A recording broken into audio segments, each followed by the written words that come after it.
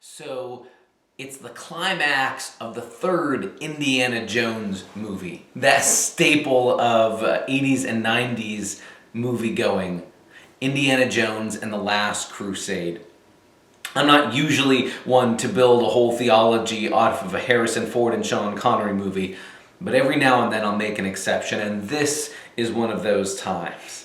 In the climactic scene, Indiana Jones, famous adventurist archaeologist, has been searching for the Holy Grail, the legendary cup that Jesus had drunk out of at the Last Supper, right? And legend has accrued to it that it grants you immortality and power. And of course, because it's an Indiana Jones movie, there are Nazis after it. And finally, in this climactic moment, there in a room guarded by this ancient temple knight who is there guarding all these chalices, there's the final test to choose the right cup from this large selection of chalices and cups. And if you can choose the right one, the true grail, you may drink from it. But if you don't, death awaits you.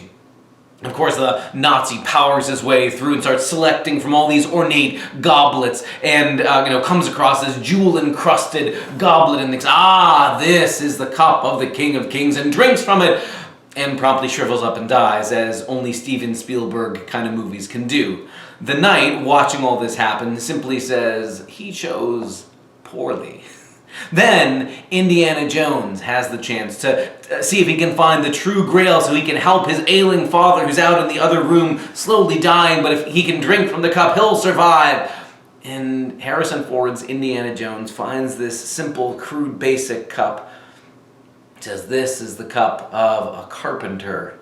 Drinks from it, survives, and is able to heal his father as well. The thing I love about that scene, even though all the legend that's accumulated to things like the Holy Grail are modern or medieval inventions, the thing I love about that is the idea that Jesus, even as Lord, is this common, ordinary person, as well as King and Lord of the universe. The church does a similar move like that every year without having to get out a whole test with different cups. Every year we end the story of the church year with a day called Christ the King Sunday. And the idea behind Christ the King Sunday is sort of to do a bait and switch like that when we're all thinking about the glory and pomp and majesty of a royal procession of Jesus, like all the other kings and potentates and presidents and prime ministers that history has known, that we're about to be expecting somebody with royal pomp and power, and Jesus shows up at his most kingly at the cross, showing us once and for all that Jesus' way of being king is different than what we have been led to believe. So many voices around us say that if you're in charge, if you're the boss, you do it by bullying other people, by stomping on them, by showing them that you're stronger and tougher and dominating them. And Jesus comes on the scene, and his way of being king doesn't look like a gold-plated chalice, but like the cross. It's like the Indiana Jones scene all over again. So this coming Sunday, we will trot out all the special bells and whistles we know how to do. The white and gold paraments, the loud music, the celebratory tone announcing Jesus as king. And then the story we hear about how would we know Jesus is king? What does it look like for Jesus to be king? Isn't Jesus, crushing his enemies or destroying people, or people fawning over him, and Jesus putting his feet up while, royal servants, fan him with palm fronds or something? It's not Jesus, surrounded by processional banners and military armies, marching in a pageant. It's Jesus on trial before the empire, before Pontius Pilate. And Pilate accusing Jesus, who are you? Are you a king like I've heard? And Jesus has to say back, king, that's the best word you have for it, but I think you're missing something. And Pilate, argues back, well, your own people have said you're a king. What's the deal? Are you claiming to be a king or not? Because in Rome's view, Anybody who claims to come from a different kingdom is a threat to Rome's empirical grasp on people, Rome's imperial domination of people.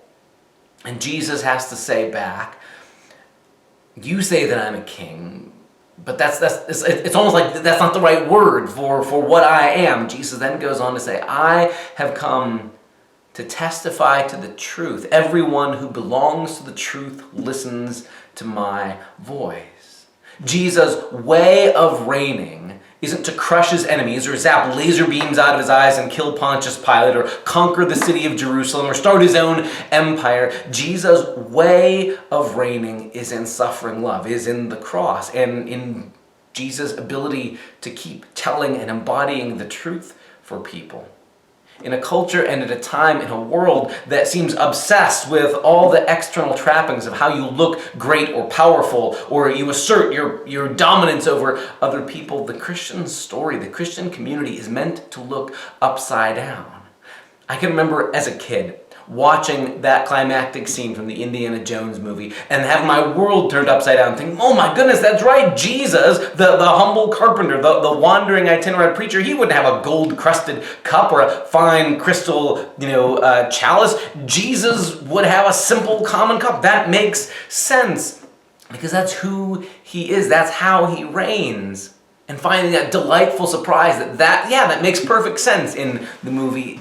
You and I are invited to be people who bring that surprise, that joyful upside downness of God's kind of reign everywhere we go. Because let's be honest, on an ordinary day, you're not going to be presented with a bunch of different cups to choose from as a way of living out your faith.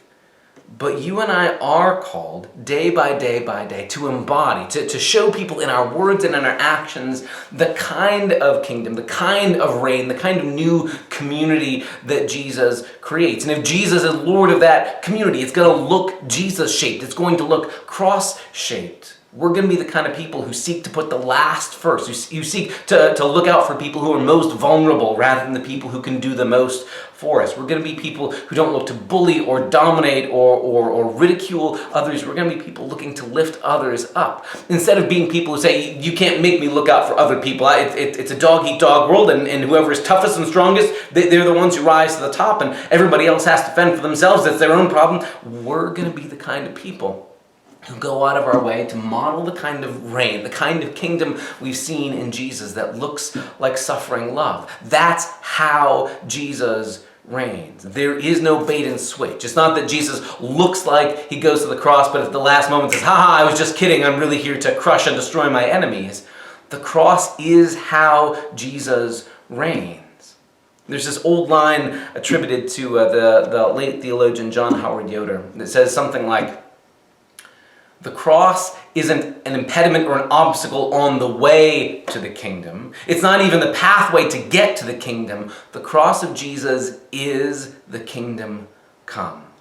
That is to say, if you want to see what it looks like, how God rules and reigns in the universe, it's not in bullying or intimidating or crushing or destroying enemies. It's not in shows of wealth or power or pomp or prestige.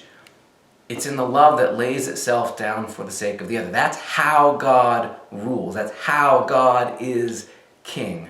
Through suffering love that goes to a cross and breaks the power of death open from the inside, like choosing the common, ordinary clay cup over the expensive and ornate golden objects. That's how Jesus' kingdom looks in the world.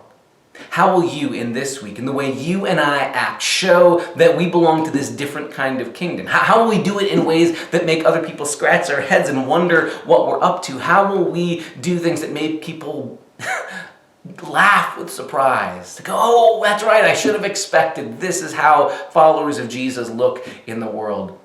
We're going to be constantly looking for how we can help others, how we can put others' needs before our own. We won't be people demanding, what about my rights, my needs, We're not going to be people who live or look that way.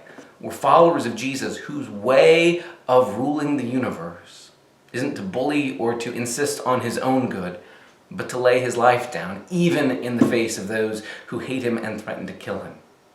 If that's what the kingdom of Jesus looks like there in the Gospels, Jesus before Pilate saying, I've come to testify to the truth. That's it. I'm willing to lay down my life. And then you and I are invited to be wonderfully surprising holy mysteries for people in the way we act and the way we love. This week, the invitation, the dare for us, is to be people who embody Jesus' strange upside-down kind of kingdom, who are sort of walking clay cups that people will look and go, oh, I get it. That's what it looks like to be followers of Jesus, the Christ who rules from the cross. That's where our conversation is focused this coming Sunday. And that's the God who we worship when we gather together on Sundays, to be fed at his table, to drink from his cup, to find ourselves reshaped to face the world as citizens of a different kind of kingdom, right in the thick of the world where we are. Join us this Sunday for Christ the King Sunday, to be surprised at what kind of a king Jesus turns out to be. See you Sunday.